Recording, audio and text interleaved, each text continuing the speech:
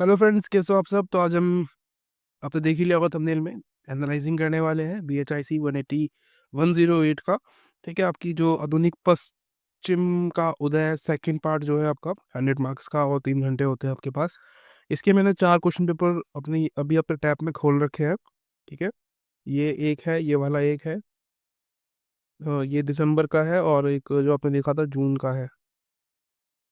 उसके बाद फिर एक आता है आपका जून का, 2023 का है ये। ठीक है, और फिर आएगा आपका दिसंबर 2022। ठीक है, ये 2022 का है दिसंबर में। ये मतलब बारी बारी से मैंने आपको दिखाए हैं, क्योंकि मुझे पता है बच्चे बोलेंगे कि कम है और दिखाओ, लेकिन मुझे लगता है कि इतना काफ़ी है। ठीक है, आपके 2 साल के क्वेश्चन पेपर अगर आप एनालाइज कर लेते हो और उसमें से PYQ कर लेते हो उनके, तो काफ़ी हो जाता है। और मैंने आपको ये भी बताना था कि क्वेश्चन पेपर रिपीट होते हैं। ठीक है, क्वेश्चंस जो होते हैं वो रिपीट होंगे। जैसे कि आपको मैंने दिखाना था कि भाई ये देखो, पहला जो क्वेश्चन है ये वाला, 17वीं शताब्दी में यूरोप में आर्थिक संकट पर चर्चा कीजिए। पहला तो ये क्वेश्चन समझ लो। ठीक है, आर्थिक संकट आया था यूरोप में, उसके बारे में पूछ रहा है। ठीक है, उसके बाद फिर थोड़ा इसको बड़ा करना पड़ेगा। धर्म सुधार और धर्म सुधार विरोधी आंदोलन, ये वाला भी सवाल एक बार और आया है, मैं भी आपको दिखाऊंगा। और ये तो आपको डायरेक्टली दिखाई देगा कि ये अंग्रेजी क्रांति जो है वो दिसंबर 2023 वाले क्वेश्चन पेपर में आई है। कहाँ पे आया है, ये आपको दिखाता हूँ मैं, सेकंड क्वेश्चन पेपर। ठीक है। ये देखो, ये धर्म सुधार वाला सवाल दोबारा आ गया यूरोप में। ठीक है, एक क्वेश्चन यहाँ पे हो गया, और एक और दिखाता हूँ मैं अभी आपको। अंग्रेजी क्रांति थी वो कौन सा था, मैं भूल गया, 1 मिनट। हाँ, अंग्रेजी क्रांति, देखो यहाँ पे ये रहा, अंग्रेजी क्रांति। ठीक है, अंग्रेजी क्रांति यहाँ पे आ चुका है एक बार और। ये दिसंबर 2023 वाला क्वेश्चन पेपर है। ठीक है, और दिखाऊंगा मैं अभी आपको, के अलावा भी बहुत है, जैसे कि ये थॉमस हॉब्स करके है। ये भी दिसंबर 2022 में आया हुआ है सवाल। ठीक है, दिसंबर 2022, यानी कि यहाँ पे आया हुआ है ये वाला सवाल यहाँ पे आया हुआ है, इस वाले सवाल, इस वाले में। ठीक है, दिसंबर वाले सब क्वेश्चन पेपर में 2022 में जो हुआ था उसमें आया हुआ है। दिखाता हूँ कहाँ पे आया है, ये उसमें आया होगा पक्का। देखो, ये रहा, थॉमसन। ठीक है, थॉमसन हॉब्स। देखो, रिपीटेड क्वेश्चन का मतलब ये नहीं है कि ये हर बार आएंगे, इस साल भी आ जाएंगे आपके। लेकिन मैं आपको ये दिखा रहा हूँ कि क्वेश्चन रिपीट होते हैं तो आते हैं। आपको क्या करना है, ज़्यादा टेंशन नहीं लेनी है। अगर टाइम का बहुत ज़्यादा कम है आपके पास एक ही दिन है बस, तो आप काम कर सकते हो। अगर आपकी राइटिंग स्किल्स अच्छी हैं और अगर आप समझ पाते हो सही से सवालों को, तो आपको इनको सॉल्व करना है। ठीक है, अपनी बुक उठा लेना, जो आपकी बुक होगी, या फिर नहीं है तो आप ऑनलाइन डिजिटली डाउन कर सकते हो, टैबलेट पे, लैपटॉप पे, जो भी आपके पास है। मोबाइल फ़ोन में काम चलाना पड़ेगा अभी आपको, क्योंकि आपने ध्यान दिया नहीं होगा पहले। बुक्स इन लोगों की कभी आती नहीं है घर पे, बहुत ही मुश्किल से आती है, आती भी है तो अदरवाइज वो आपको वहीं जाके देनी पड़ती है। ठीक है, हम लोग तो वहीं पे ला जाके लेके आए थे जब मेरा ग्रेजुएशन चल रहा था, क्योंकि मुझे पता है ये इग्नू वाले बहुत ज़्यादा स्लो है ना। तो मैं खुद ही जाके ले आता था, तो इजी था, पूरी किताबें मिल जाती है आपको एक ही बारी में, आप आराम से पढ़ सकते हो, कोई टेंशन नहीं रहती फिर आपको। ठीक है, पर आपका काम रहता है असाइनमेंट बनाने का और बाकी काम। तो ये छोटी सी वीडियो है, मैंने ज़्यादा लंबी नहीं की है। ठीक है, अब देखो, ये सवाल तो और भी हैं। ठीक है, मैं आपको ये दिखाना चाह रहा हूँ कि सवाल से मतलब नहीं है हमें कि कितने सवाल आ रहे हैं, अलग अलग है या नहीं है, रिपीट होते हैं सवाल। ठीक है, मैंने आपको एक ही क्वेश्चन पेपर में दिखाया कि कितने सारे सवाल रिपीट हुए हैं। ये बिल्कुल नया वाला है अभी। ठीक है, जून 2024 का भी जो एग्जाम हुआ था आपका, इसी में से ही बहुत सारे, मतलब पुरानी जो क्वेश्चन है वो दोबारा रिपीट हुए हैं, होम्स करके वगैरह वगैरह। आपको क्या करना है, ये जो नया वाला सवाल है ना, अगर आप चाहे तो मैं करा दूंगा इसको। ठीक है, आप मुझे बताना कमेंट करके कि चाहिए कि नहीं चाहिए।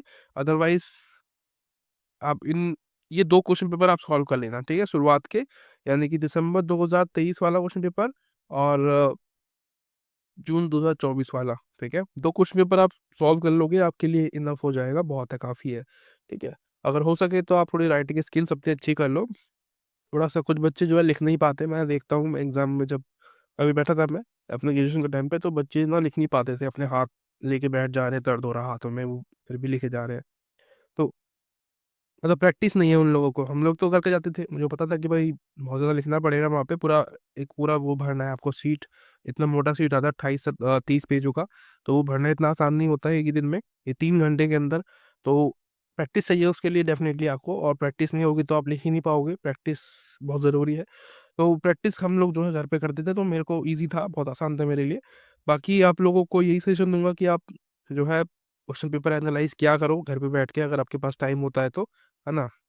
और 2 साल के आप कर लिया करो, अगर आपके पास बहुत टाइम है 2 साल की कर लो, अगर आपके पास बिल्कुल भी टाइम नहीं है, एक ही दिन है, तो आप एक काम कर सकते हो कि भई 2 साल के या 1 साल का जो क्वेश्चन पेपर है, उसे आप सॉल्व करो। जो भी ज जस्ट लेटेस्ट जो आए हुए हैं ना, उनको आप देखना है आपको बस, ठीक है? और सॉल्व करके आप अपने जो हिसाब से एग्ज़ाम में जाओ बेफ़िक्र होके। अगर आता तो अच्छी बात है, अदरवाइज़ आपको एक अंदाज़ा तो रहेगा ना कि क्या लिखना होता है आंसर्स में, है ना? तो आप जिनका क्वेश्चन आपको आंसर नहीं आ रहा है क्वेश्चन्स का, वो भी आप दे पाओगे। राइट। तो आशा करता हूँ वीडियो आपको अच्छी लगी होगी, और जो भी आपका कमेंट व्यूज़ है, अगर आपको वीडियोस चाहिए इसके ऊपर, आपको लग रहा है कि नहीं मुश्किल लग रहा है अभी भी आपको, तो मैं कोशिश करूँगा कि बना दूँ। जो मुझे लगेगा कि ये क्वेश्चंस रिपीट हो सकते हैं, देखो मैं क्या करता हूँ, मैं टारगेट करता हूँ बड़े ही आसान क्वेश्चंस को, ठीक है? ताकि आपको एक एक पॉइंट्स में आंसर मिल जाए ईज़िली। और ऐसे क्वेश्चंस आते हैं सवाल, ठीक है? जैसे कि बड़े-बड़े सवाल होते हैं। मैं देखो यहाँ पे क्या फ़ोकस करूँगा मैं, अगर मैं इसका आंसर लिखूँगा, तो मैं बताऊँगा यूरोप में आर्थिक संकट के बारे में, ठीक है? ये आपको टाइम दिया हुआ है ड्यूरेशन, तो मैं यहाँ पे अपनी बुक के अंदर, जो आपकी बुक है इस वाले सब्जेक्ट की, वहाँ पे सर्च करूँगा कि यूरोप में आर्थिक संकट कब आया, कैसे आया, क्यों आया? तो यूरोप का आर्थिक संकट करके मैं एक पॉइंट बनाऊँगा आंसर के अंदर, और उसी पे लिख दूँगा कि ये आया, ऐसा आया, इस तरीके से, ठीक है? ताकि मुझे एक ही जगह पे सब कुछ मिल जाए। मुझे ज़्यादा सोचना ना पड़े कि इसका आर्थिक संकट उस आगे की चीज़ बाद में है, उसके बाद इसके बाद है। पॉइंट बस एक क्लाउड बनाओ आप, जैसे कि आपने ये लिख दिया, ठीक है? ये आपने लिखा नीचे अपने उसमें शीट में, और आपने ऐसे बना दिया पॉइंट करके, यहाँ पे लिख दिया, ऐसे आया, फिर यहाँ आया, कहाँ आया, ठीक है? इस तरीके से जैसे मैं आपको आंसर राइटिंग कराता हूँ, तो ये आप कर सकते हो आराम से, कोई दिक्कत नहीं है। ऐसे आपको जल्दी याद रहता है, और आप इज़िली रिवीज़न भी कर पाते हो, ठीक है? और आपकी बुक जो होती है ना, बुक में काफ़ी जगह होती है साइडों में, तो आप वहाँ पे भी लिख सकते हो, कोई मना कर रहा है आपको वहाँ पे लिखने के लिए, वो आपकी बुक है भाई। ये इग्नू वाले वापस नहीं लेते अपनी बुक, डीओ वाले ले लेते हैं। इग्नू वाले आपको फ्री, मतलब एक तरीके से जो आप पैसे पे कर रहे हो ना, उसी से आपको मिल रही है, तो आपकी हो गई ना वो एक तरीके से। तो ये है, ठीक है? तो बाकी जैसे कि धर्म सुधार आंदोलन है, ठीक है? ये फिर इसके विरोध में क्या हुआ, तो वो सब आपको याद रखना चाहिए कि क्या-क्या हुआ था, उसके आस-पास की चीज़ें जो है, क्योंकि देखो ज़रूरी नहीं है कि यही पूछे हर बार कि भाई धर्म सुधार आंदोलन बताओ।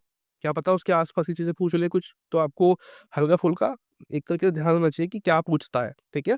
बस इतना काफ़ी होता है। अंग्रेज़ी क्रांति ये आना चाहिए आपको, भाई क्या थी अंग्रेज़ी क्रांति, ठीक है? बाकी आपको, मुझे पता है आप लिख दोगे, कोई बड़ी बात नहीं है। थॉमस एंड हॉब्स के बारे में आपको, ये एक ही लाइनर आंसर्स हैं इनके, ठीक है? आप इनको लिखोगे, उसके बाद इनके पॉइंट्स बना दोगे यहाँ पे कि ये है, इसके बाद ये है। बस खत्म बात, ठीक है? कुछ भी नहीं है, तर्कवाद और वाणिज्यिकवाद क्या होता है, ये सब आपको पता ही होता है। ये आप कर लोगे आराम से, ठीक है?